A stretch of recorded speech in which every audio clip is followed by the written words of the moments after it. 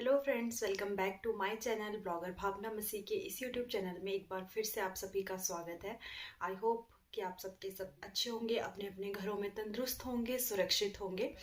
अभी मैं एक वीडियो शूट करने जा रही हूँ, स्पेशली आप लोगों के लिए है। और क्यों मैं ये वीडियो शूट कर रही हूँ, क्या कारण है, क्या रीज़न है, और मैंने कभी सोचा नहीं था कि मैं ये वीडियो आप लोगों के साथ शेयर करूँगी यूट्यूब पे, क्योंकि ये एक मेरी पर्सनल लाइफ का हिस्सा था और ये मैंने शायद किसी के साथ भी शेयर ना किया हो। हाँ, हस्बैंड के साथ थोड़ा बहुत शेयर किया होगा और मतलब किसी के साथ इतना डीप मैंने शेयर नहीं किया जितना मैं आज आप लोगों के साथ करने जा रही हूँ। और मुझे कुछ नहीं मिलेगा इसको आपके साथ सुना के, ना ही मुझे यूट्यूब कुछ देगा, ना ही मुझे आप लोग कुछ देंगे। पर हाँ, मैं जिस पर्पज से इस वीडियो को आप लोगों तक पहुंचा रही हूँ, मेरा एक ही मोटिव है कि मेरे जैसे कोई और लोग, जैसे मैंने सफ़र किया अपना बचपन, वैसे ना करें। क्योंकि कहीं ना कहीं अगर उनके पेरेंट्स ये वीडियो देख लेंगे तो शायद उन्हें, उनके बच्चों को ये लाइफ नहीं देखनी पड़ेगी, ऐसा सब नहीं सहना पड़ेगा जैसा मैंने अपनी लाइफ में सहा है। आपको टाइटल और थंबनेल देख के तो पता लग ही गया होगा कि मैं किस बारे में बात कर रही हूँ। मैं आपको पहले क्लियर कर देती हूँ कि मैं क्यों इस वीडियो को बना रही हूँ, क्या रीज़न था, क्या कारण था। मैं काफ़ी टाइम से एक ब्लॉगर को देखती हूँ, लाइफ ऑफ प्रीति, आप लोग भी जानते होंगे, इंडियन यूट्यूबर प्रियंका की वो सिस्टर है। और वो, उनकी बहन भी ब्लॉगर है, वो भी ब्लॉगर है, और उनके भाई भी दीपक, वो भी ब्लॉगर है। तो वो सब मैं मतलब उन तीनों के ब्लॉग्स देखती रहती हूँ। तो जो प्रीति दी है, उनकी अभी कुछ टाइम पहले, मतलब साल डेढ़ साल हो चुका है, शादी हुई है। उसके बाद उनका एक प्यारा सा बेबी था। मैं पहले उनकी स्टोरी इसलिए शेयर कर रही हूँ क्योंकि मैं खास करके मैं उन्हीं को देख के ये वीडियो शूट कर रही हूँ, क्योंकि मैं उनके व्लॉग्स को बहुत पसंद करती हूँ, उन दीदी को भी बहुत पसंद करती हूँ। और उनका अभी एक बेटा हुआ है, बहुत ही क्यूट है, सिद्धार्थु उसे घर पे बुलाते हैं। तो उस बच्चे की लाइफ आगे चल के खराब ना हो। वैसे ये पर्सनल मैटर है उनका अपना, मतलब मैं इसमें बोलने वाली कोई नहीं होती हूँ, पर कहीं ना कहीं अगर उनको ये वीडियो मिल जाए मेरा, या उनके जैसे और भी कई पेरेंट्स हैं जिनके बीच में थोड़ा मतलब हो जाता है ना, अनबन चल पड़ती है, हस्बैंड वाइफ के बीच होता है, सबकी लाइफ में कुछ ना कुछ। तो कहीं ना कहीं अगर वो मेरी ये वीडियो अंकुश भैया, जो प्रीति दी के हस्बैंड है, या वो देख ले, या कोई भी देखे, और उन्हें अगर लगे कि हाँ नहीं, किसी की बात से उन्हें बदलना चाहिए, मतलब बदलाव तो इंसान खुद ही कर सकता है, क्योंकि अभी उनके पास समय है, अभी कुछ नहीं बिखरा है, कुछ नहीं टूटा है, अभी सिर्फ बातों बातों में जो भी हुआ है सिर्फ बातों में हुआ है, अभी कागजी कार्रवाई कुछ नहीं हुई है। तो वो अभी भी अपना निर्णय बदल सकते हैं अपने बच्चे के लिए। तो इसीलिए मैंने उस बच्चे की लाइफ देखी है। उस बच्चे का अभी मैं देख रही हूँ कि अभी तो वो कुछ भी नहीं जानता है, उसकी लाइफ में उसको पता ही नहीं है कि क्या है, सिर्फ अपनी मम्मी के अलावा उसकी दुनिया कोई नहीं है। अभी उसके मम्मी पापा ये लोग ही, मतलब अभी छोटा बेबी है, उसे नहीं पता है। लेकिन जैसे जैसे उसकी लाइफ बड़ी होगी, उसके साथ क्या क्या होगा, क्यों मैं बोल रही हूँ, वो सब मैं शेयर करने जा रही हूँ, क्योंकि मैंने खुद अपनी लाइफ बिना पापा की बिताई है। हाँ, कुछ लोग जो मुझे जानते हैं यूट्यूब पे, उनको पता होगा कि क्या है मेरी लाइफ। लेकिन मैं आज डीप तरीके से आप लोगों के साथ शेयर करने जा रही हूँ। जो नहीं जानते उनके साथ मैं थोड़ा सा अपनी लाइफ को लेके शेयर करूंगी। फिर मैं बताऊंगी कि क्या मुश्किलें आती है, क्या दिक्कत होती है एक बिना माँ बाप, मतलब माँ है बाप नहीं है। आप बोल सकते हो, प्रीति दी बोलते हैं कि मैं अपने बच्चे को जो है पापा और मम्मी दोनों की लाइफ दूंगी। हाँ, आप कहीं ना कहीं दोगे भी, मैं मानती हूँ, पर जो रियलिटी है वो मैं आपके साथ आज शेयर करने जा रही हूँ। और प्लीज़ ब्लॉग को पूरा देखिएगा। व्लॉग नहीं है, मेरी अपनी लाइफ है, अपनी लाइफ मतलब पर्सनल लाइफ में आज आप लोगों के साथ शेयर कर रही हूँ। तो प्लीज़ इसे ध्यान से सुनिएगा, स्किप मत कीजिएगा। अच्छा लगेगा तो लाइक करना, पर मेरी इमोशनल वाली ये जो लाइफ है, जो स्टोरी है मैं आपके साथ शेयर करने जा रही हूँ, मुझे नहीं लगता किसी को अच्छी लगेगी। पर हाँ, मैं उन लोगों तक ये पहुँचाना चाहती हूँ जिनके बीच में थोड़ी बहुत भी झगड़ा है, कुछ भी है, और उनके बच्चे हैं। प्लीज़ अपने बच्चों के लिए एक होना, क्योंकि वो बच्चा क्या सोचता है, मैं अपनी पर्सनल एक्सपीरियंस आपके साथ शेयर करने जा रही हूँ। मेरे मम्मी की शादी लव मैरिज हुई थी, और मतलब कि मम्मी पापा दोनों अच्छे से, सब कुछ ठीक था। मतलब जब बंदे की लव मैरिज हो रही है तो आप सोच ही सकते हो। तो जब मेरी मम्मी की शादी हुई, मम्मी की शादी वाले दिन ही उनकी तबीयत खराब हो गई, मतलब उन्हें मेंटली अटैक हो गया। मतलब हमारे यहाँ बोलते हैं कि कुछ ना कुछ कर दिया किसी ने, या क्या हो गया हम नहीं जानते, पर कुछ उन्हें उस टाइम अटैक ऐसा हुआ कि वो उसी दिन से उनका बोलना, चलना फिरना, उठना बैठना बदल गया। वहाँ पे चल के उन्होंने किसी, अपने ससुराल जैसे ही पहुँचे तो किसी से भी बात नहीं की, और उनकी मेंटली हालत जो थी खराब हो गई, दिन प्रतिदिन बिगड़ती गई। उन लोगों ने इलाज थोड़ा बहुत करवाया, जो भी था किया उन लोगों ने, कुछ एक दो महीने शायद करवाया होगा, पापा ने भी कोशिश की, बट एंड दे क्या हुआ, एंड उस बात का क्या हुआ कि मेरे मम्मी जैसे शादी हुई उसके कुछ महीनों बाद प्रेग्नेंट हो गए थे, यानी कि मैं कंसीव हो गई थी उनको। और उसके बाद जैसे मम्मी की तबीयत वैसी थी, मतलब मेंटली हो गए थे, बिल्कुल ही मेंटली डिस्टर्ब हो गए थे मेरे मम्मी। तो उन्होंने थोड़ा इलाज कराने के बाद उन्हें, मम्मी को जब 8 मंथ चल रहा था तो उन्होंने यहाँ मम्मी को छोड़ दिया। और मेरी मम्मी के साथ उन्होंने इतना बुरा बर्ताव किया है, मारा पीटा, मतलब वो बहुत मारते पीटते थे। मतलब जो दादी वगैरह थी उनके साथ और भी लोग मिल के मम्मी को मारते थे कि भाई काम नहीं करती है या कुछ भी, क्योंकि मम्मी की तो मेंटली तबीयत ठीक नहीं थी। और मेरे मम्मी जो, मतलब मायका जो है मेरी मम्मी का, वो काफ़ी गरीब फैमिली से है, काफ़ी गरीब थे मेरे नानी वगैरह। मेरे नाना की डेथ हो गई थी मेरे होने के 1-2 महीने बाद ही। तो मतलब ऐसा हुआ कि मम्मी को जब 7th-8th मंथ चल रहा था तो मेरे जो मम्मी के ससुराल वाले हैं, मतलब मेरे दादके वाले, वो लोग मेरी मम्मी को जो है यहाँ छोड़ के चले गए, मेरे नानी के पास छोड़ के चले गए।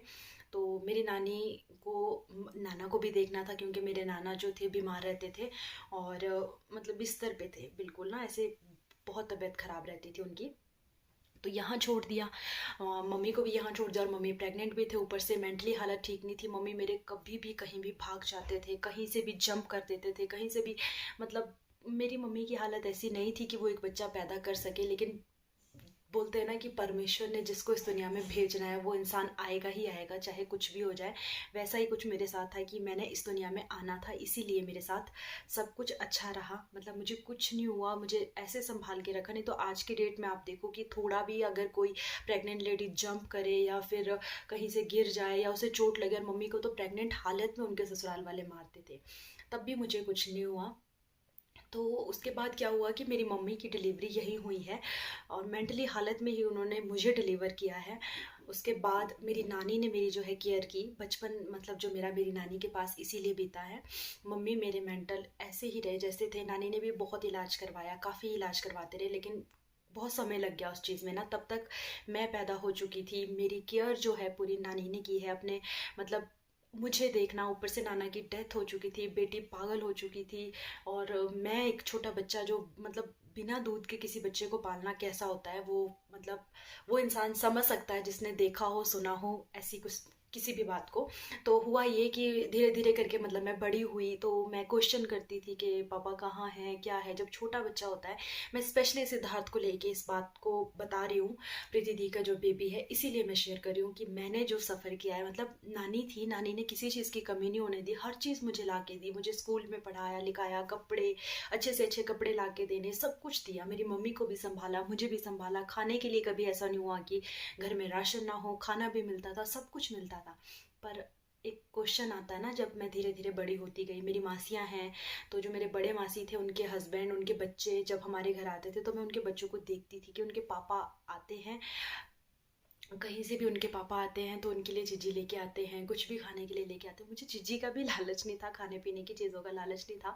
बट जब वो बोलते थे कि हाँ हमारे पापा आ रहे हैं, हमें ये लाएंगे वो लाएंगे, जब ये शब्द मैं सुनती थी पापा, तो मेरे माइंड में कहीं ना कहीं क्वेश्चन था कि मैं, मतलब मेरी लाइफ क्यों ऐसी। मैं उस टाइम बस यही बोलती थी ऊपर वाले से कि मेरे पापा क्यों नहीं है, मैंने क्या किया ऐसा जो मेरे पापा नहीं है, है ना। और जब बच्चा स्कूल जाता है, जिसके पापा नहीं है, जिनकी तो डेथ हो गई है, वो भी इस चीज़ को फील करते हैं, पर जिनके पापा लाइव है, इस दुनिया में जी रहे हैं, फिर भी आपको मिलते नहीं है, आपसे बात नहीं करते हैं।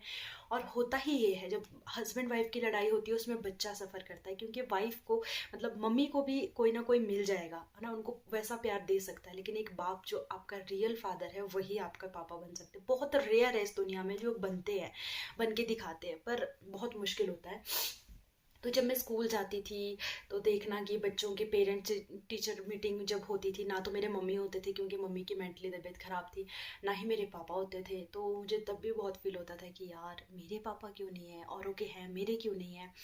मतलब हर टाइम कोई चीज़ लेनी, कई बार ऐसा हो ही जाता है, लोग भी आपको आस पड़ोस के सुना देते हैं कि अच्छा ऐसा पहना है या ऐसा लेना है, बेटा तेरा कौन सा बाप है जो तू ऐसा पहनेगी या ऐसा लेगी। जिनके बाप होते हैं ना वो दे के लेके देते हैं ऐसी चीज़ें। मतलब बहुत सुना है, बहुत सुना है, बहुत सफ़र किया है। और मैंने ये मतलब ये चीज़ें ना कभी किसी के साथ शेयर नहीं की है, कभी भी किसी को नहीं बताया है कि मैं क्या चीज़ें सोचती थी। मैं बड़ी भी हो गई, समझ आनी शुरू हो जाती है, 10th हुई, +1 +2, जैसे जैसे बड़ी होती गई, हर जगह मुझे मतलब ये होता था कि यार मेरे पापा क्यों नहीं है, मेरे मम्मी। फिर धीरे धीरे मम्मी ठीक हो गए तो फिर कहीं ना कहीं ये रहता था कि चल मम्मी ठीक है ना, पर मेरे पापा क्यों नहीं है, ये क्वेश्चन आपकी लाइफ में हमेशा चलता रहेगा। जब तक कि आपकी लाइफ ख़त्म नहीं हो जाती, अभी भी मेरी शादी हो चुकी है, बट फिर भी मैं जब कोई वीडियोस देखती हूँ, बेटी और बाप की कोई वीडियोस देखती हूँ जिसमें वो प्यार करते हैं, एक दूसरे की केयर करते हैं, उनके पापा उनको बुलाते हैं, गले लगाते हैं, तो मैं इस चीज़ को बहुत ज़्यादा फील करती हूँ। अभी तक मेरे माइंड में आती है। मुझे ये है कि मतलब मेरे पापा जो है लाइव है इस दुनिया में, उनकी दूसरी शादी हो चुकी है, उनके अपने बच्चे भी हैं, पर मैं दुआ ही करती हूँ कि उनके बच्चों को वो ढेर सारा प्यार दे, उन्हें संभाले, उनकी केयर करे, उनको किसी भी चीज़ की कमी ना हो। मैंने कभी मिलने की कोशिश भी नहीं की, ना ही मेरे पापा ने मुझसे मिलने की कभी कोशिश की, क्योंकि उन्होंने कभी मुझे अपना बच्चा समझा ही नहीं। दुख तो इस बात का लगता है। हाँ, जिनके पेरेंट्स मतलब मेरे वाले केस में ऐसा था कि मेरे पापा को मुझसे कोई भी लगाव नहीं था, कोई भी प्यार नहीं था। अगर होता तो वो कहीं ना कहीं से मुझे ढूंढते, कहीं ना कहीं से मुझसे बात करने की कोशिश करते, क्योंकि ऐसा नहीं है कि जो मेरे पापा है वो कहीं बाहर से है, वो शिमला में ही कहीं है। मैंने उन्हें आज तक नहीं देखा। बहुत छोटी थी जब एक बार मैंने, कोर्ट केस हमारा चल रहा था बचपन में, बचपन से केस चल रहा था मम्मी के साथ, तो मैं बहुत छोटी थी, 4-5 साल की शायद होगी तब। वहाँ पे मैंने उन्हें देखा था और उन्होंने मुझे अपने पास बुलाया था।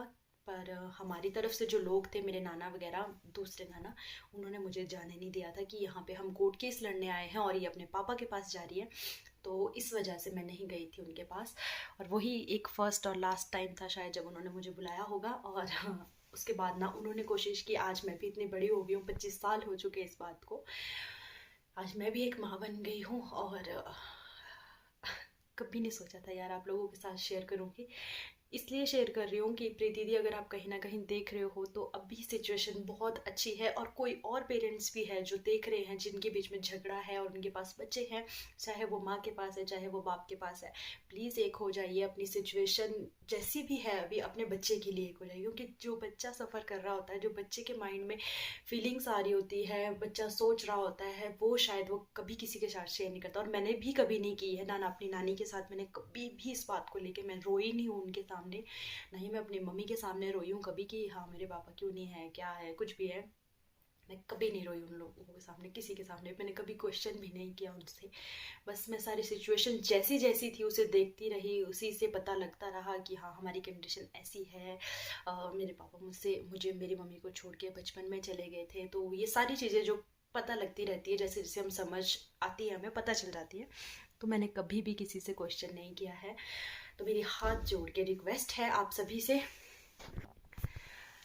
सॉरी, कोई आ गया था। और ये बात मैं ना अभी अपने बंद कमरे में रिकॉर्ड कर रही हूँ। आई होप कि आप लोगों ने मेरी इस बात से कुछ सीखा होगा, सुना होगा, समझा होगा। और मेरी पूरी मतलब मुझे पता है कि इसके बाद ये वीडियो सब देखेंगे, सब तक पहुँचेगा, लेकिन कभी किसी के सामने ऐसे खुल के इमोशन मेरे नहीं आए हैं। और रोने के मामले में ऐसा है कि मैं बहुत जल्दी जाती हूँ, बहुत जल्दी मेरे आंसू आ जाते हैं। मैंने आज अपने आप को बहुत कंट्रोल किया हुआ है, क्योंकि मैं बहुत दिन हो गए, बहुत टाइम हो गया मैं इस बात को लेके कभी नहीं रोई हूँ। मतलब मुझे फील होता है कि एक तो मेरा कोई रियल ब्रदर नहीं है, रियल सिस्टर नहीं है। अगर शायद होता तो मैं उसके साथ ये दुख ज़रूर बांटती, उसके साथ ये चीज़ ज़रूर शेयर करती, क्योंकि जो आपका सगा होता है ना अपना, वो आपकी इस बात को समझता है। बाकी तो चाहे कितने भी कोई भी हो, आपकी बात को कोई नहीं समझेगा। तो इसीलिए मैं एक ही थी, मेरे मम्मी पापा की इकलौती थी, एक ही हुई। उसके बाद डिवोर्स हो गया था उन लोगों का। और कभी किसी ने कोशिश नहीं की, दादके वालों ने भी किसी ने कभी कोशिश नहीं की, ना मैं कभी वहाँ गई हूँ, ना मैं कभी उन लोगों से मिली हूँ। तो इसमें हुआ ये कि देखो, मेरे पापा की भी दूसरी शादी हो गई, मेरी मम्मी की भी दूसरी शादी हो गई। परमेश्वर का मैं धन्यवाद करती हूँ कि मेरी मम्मी को बहुत अच्छे हस्बैंड मिले हैं, यानी कि मैं पापा ही बोलती हूँ, मेरे पापा जैसे हैं, मुझसे बहुत प्यार करते हैं। मेरी शादी के टाइम मतलब मेरे माइंड में एक रहता था कि मेरी शादी होगी तो पापा कौन होंगे, मेरे तो कोई पापा है ही नहीं, तो कौन वहाँ पे होगा, कैसे होगा। लेकिन ऊपर वाले ने, यानी कि मेरे पिता ने, जो आत्मिक पिता मेरा है, जिससे मैं सब कुछ मांगती हूँ, उसने मेरे लिए फादर भी दिए। उस टाइम के लिए मुझे पापा भी मिले। यानी मेरी शादी से कुछ टाइम पहले मेरी मम्मी की शादी हो गई थी। मेरी मम्मी अभी बिल्कुल ठीक है, और उनकी शादी नेरवा साइड हुई है, सेकंड मैरिज है मेरी मम्मी की। तो बहुत अच्छी फैमिली, मेरे 3 भाई हैं वहाँ पे, और पापा है, वो बहुत प्यार करते हैं, बहुत अच्छे हैं। पर जो चीज़ मैं सफ़र कर चुकी हूँ, तो वही होता है कि देखो, मम्मी को भी पापा मिल गए, पापा को भी दूसरी मम्मी मिल गई थी पहले ही। फील किसने किया, बच्चे को। फील किसको हुआ, बच्चे को। सफ़र किसने किया, बच्चे ने। वैसे ही मैं प्रीति दीदी से रिक्वेस्ट करती हूँ, अगर आप और अंकुश जीजू अभी इकट्ठा हो सकते हैं, अभी कंडीशन है, तो आप हो जाइए एक। कुछ नहीं बिगड़ा है, कुछ नहीं जाता है। आपका बच्चा कल को क्या फील करेगा ये अभी आप नहीं सोच सकते हो, लेकिन जो मैंने बताया ये सच में बातें आती है आपको। मैं कभी नानी से ना कुछ चीज़ मांगने से पहले, जब मेरे को समझ आ गई थी, तो मैं ये सोचती थी कि यार अगर मेरे पापा होते तो मैं खुले से मांग सकती थी कि हाँ पापा मुझे ये चाहिए, पापा मुझे वो चाहिए। पर मैं नानी के सामने चुप रहती थी कि अगर मैं मांगूंगी तो कहाँ से नानी करेंगी, क्योंकि मेरे नानी भी मतलब नहीं थे उस लायक कि कर पाते, पर इन्होंने हमेशा किया, बहुत किया। मैं बस ऊपर वाले से यही दुआ मांगती हूँ कि इनकी लाइफ और ज़्यादा अच्छे से चले, 100 साल ये जिए, इनकी उम्र अच्छी चले, इनको कोई रोग कोई बीमारी ना हो, और मैं इनके लिए कर सकूँ कुछ। ये थी जी मेरी ऐसी स्टोरी जो शायद मैं कभी सुनाती ना, बट आज मैंने आपके साथ शेयर की है तो किसी वजह से की है।